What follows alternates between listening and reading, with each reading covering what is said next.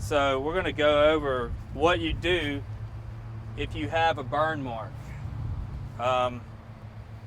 First thing is recognizing the size and cutting out a section of turf that you know is properly going to cover the affected area. So I cut out a piece of turf that I know is going to fit over the burned area.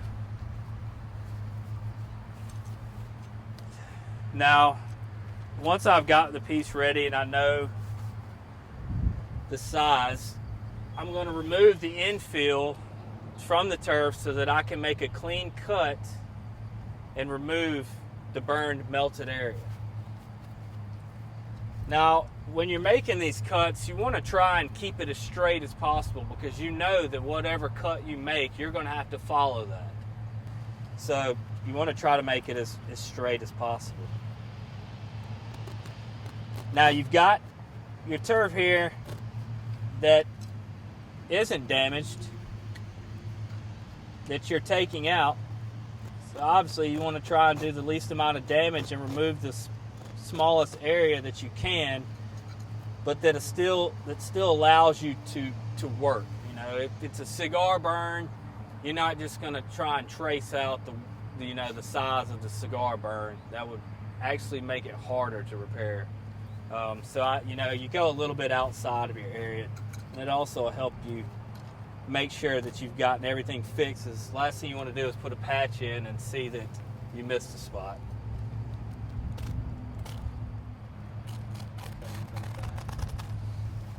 So you want to try to make as clean of a cut as possible, nice and square, always cutting from the bottom. You don't see a lot of fibers laying everywhere, because you cut fibers, you're damaging the turf. So I have the square put out. What I'm going to do is cut the turf to fit the square that I cut out. I like to do this first before I go and put my seam tape under there, because I know that when I'm making these cuts, I'm not going to be getting loose fibers and debris and everything on my seam tape. So I typically do it first. Also, one thing about most of these turfs have what's called an AB construction. You can have your blades. Now, a blade can meet thatch, and a blade can meet a blade, but thatch can't meet thatch. If you envision that your thatch is going to be your tight, shorter pile height material, if you had that next to another short pile height material, it's going to create a gap. So if you have this on your repair, you'll want to remove that. So you can see on this clean side, I have my blades, and there's a little bit of thatch on this side. So it's something that you don't necessarily have to account for first. You can just make sure that you cut one side with that not on there, because if you have at least one side with a blade, then it doesn't matter what the other side is. Now, if I was to cut this side of turf and it had the thatch material, I would just go ahead and remove that thatch material. So one thing I want to start off with doing is trying to see, can I butt this, or do I need to cut it to fit? This is where it can come, this is where you making your straight cuts can help out a lot. The straighter the cut, the more likely that you don't have to cut so much to fit, that you'll be able to butt it up against what's existing. One thing that's also important is always have the turf run in the same direction. So it's very important that you recognize which way that it's running, and you put it in running the same direction, because if you do that, it's not going to look right. That's for sure. So what I'll do is I'm checking to see if my areas are fitting in, if I'm going to have any gaps or anything like that. Once I know that everything is touching and ready to cut to fit, I want to take my nail and secure this piece of turf. And that way, you're not basically cutting in circles. You know, you make a cut on one side and move to the next, and you make that cut. When you move the turf somehow in that process, you're just going to have to go back and recut what you already cut once.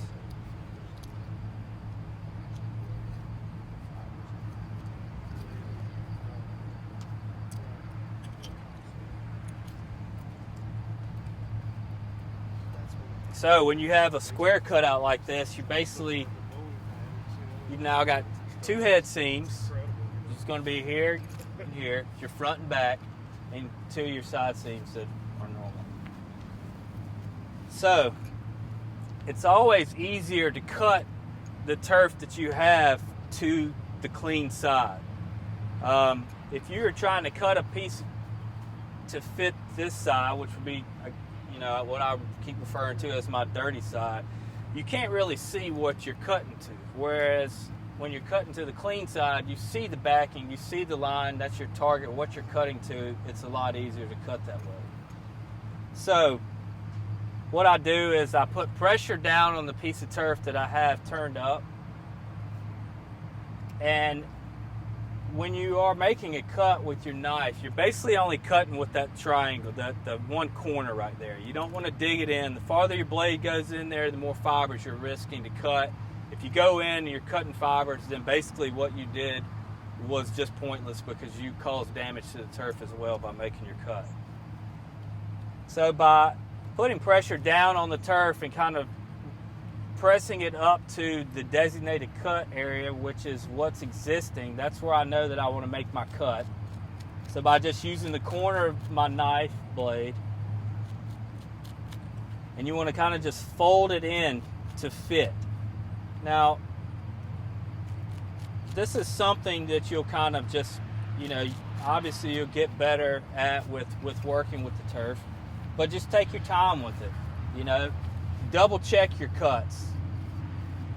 Pick the turf up, pick the fibers back up and look at it and say, okay, am I going to see that? Does that look like a good repair? Check the cuts that you just made. Don't always assume that you just made a perfect cut. You always want to be checking, because it's going to be a lot easier to discover these problems now than once it's filled with sand or it's been re-glued. So again, showing you, I've just had the blades exposed on this side here. It's my clean side that I can see.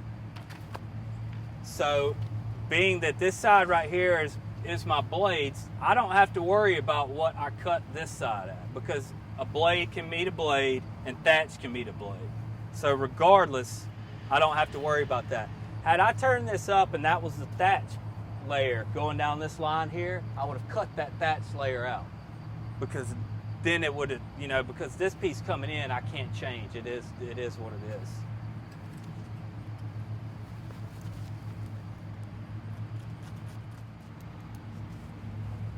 Check that. Look for any gaps, any problems like that. I'm happy with my cut. I'm now ready to glue. Now, kind of like a puzzle piece.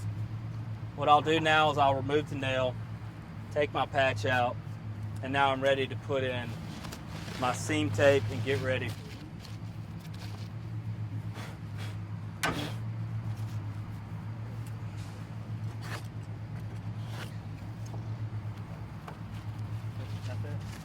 So again, it's the same process. You're just trying to make sure that you've got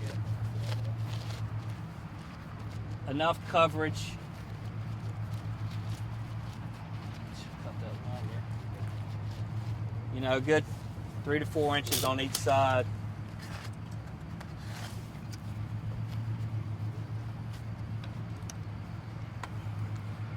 Checking underneath, making sure it's clean. Again, this is just like our repair before. Just want to get a nice coverage. When you have little pieces of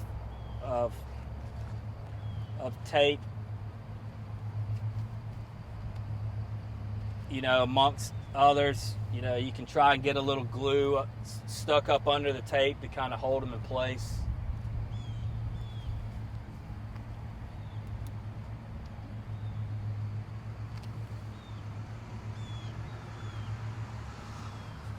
sometimes use nails around the perimeter to hold that seam taking place? I try not to.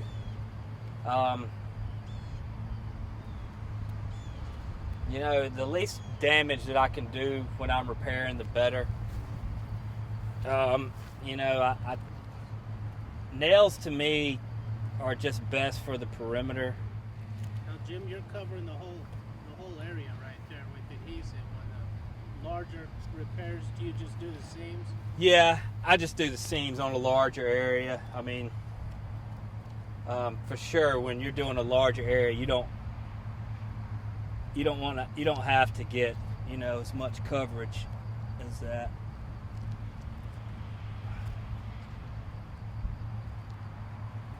But it being so small that 4 inches is almost the full amount.